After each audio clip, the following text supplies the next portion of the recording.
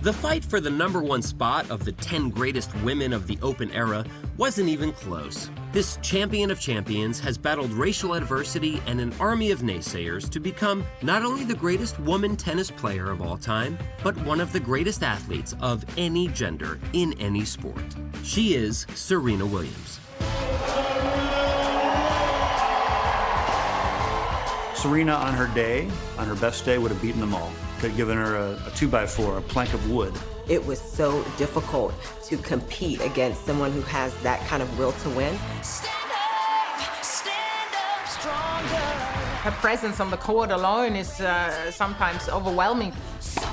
She's bigger than life, and she's getting better hourly. It is incredible to see someone with that ability matched with the desire, and she's just the sheer willpower. Oftentimes defied convention, defied what a lot of us believe is conventional wisdom. She's done it her way. I think Serena, far and away, is the greatest of all time by any metric, by longevity, by majors, by Olympics, titles. I just think this debate ended a long time ago. A global superstar, it's easy to forget Serena's humble beginnings, training on public courts in Compton, California with her dad, Richard, and sister, Venus.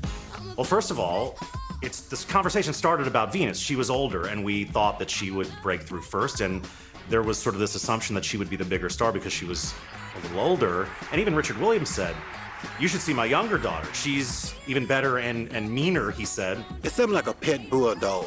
Once she get a hold to you, she won't let go. And then Serena broke through at the US Open and won the first major out of the group, and people said, well, wait a minute. Serena Williams. Serena Williams.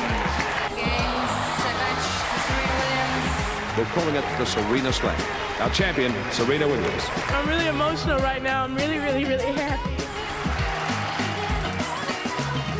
People were rightly skeptical earlier in her career about how long she would last, and her dad was driving some of that because he made it clear they were going to make their mark, make their millions, win their titles, and then they were going to ride off into the sunset and do other things.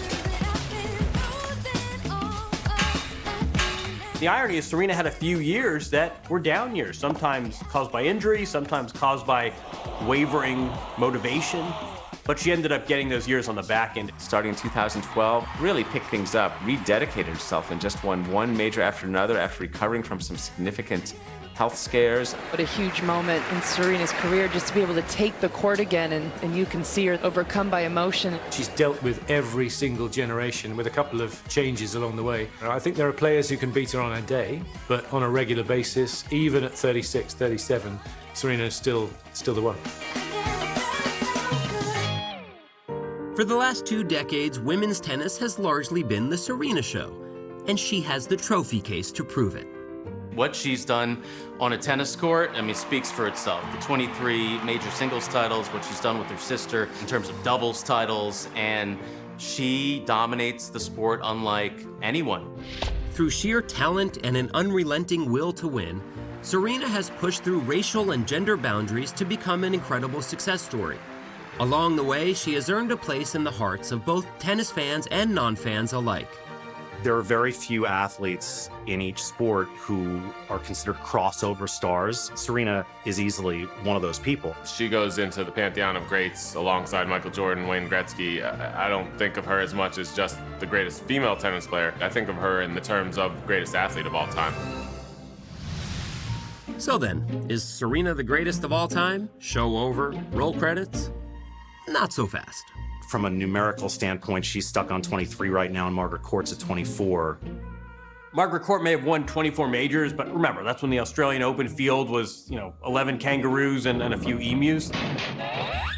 I exaggerate, but not by much. Also, if we judge solely on title count, Serena's ranking would drop further, from 2nd to 5th place. Right now, in this time we're in, the Grand Slams are everything. But the players she's competing against in that greatest of all time sweepstakes, that was not the case. In Martina and Chris's time, all the tour was a little bit more weighted in terms of value, and it was the number of titles that you won on the entire tour through the year was probably a much bigger factor. But there's one stat that puts Serena in a league of her own. When she hoisted the Australian Open trophy in 2017, she was winning for two. After she had Olympia, I think her husband posted an Instagram where it's Serena with her baby, and it says, Serena Williams, 23 Grand Slam titles, Olympia 1. Unlike Court, Evert, Navratilova, or Graf, Serena's story is still being written.